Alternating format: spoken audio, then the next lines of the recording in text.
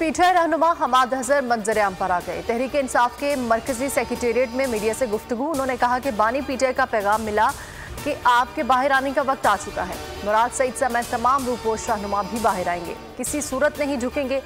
यहाँ से पेशावर जाकर कबल गिरफ्तारी जमानत लेकर अदालत पेश होगा। जराये के मुताबिक खबर मिलते ही पुलिस एहलकार हमाद अजहर को गिरफ्तार करने पहुंच गए। हमाद अजहर पुलिस एहलकारों के पहुंचने से कबल ही पेशावर रवाना।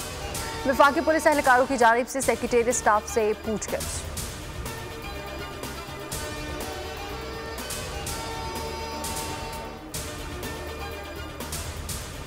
डॉक्टर यास्मीन राशिद की कोट लखपत जेल में तबीयत नासाज, सर्विसेज अस्पताल मुंतकिल।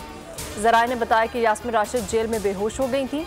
सख्त गर्मी की वजह से ब्लड प्रेशर हाई हो गया था। सख्त गर्मी की वजह से आईजी जेल खाना जात ने कोट लखपत जेल में एयर कूलर लगाने का हुक्म दिया था।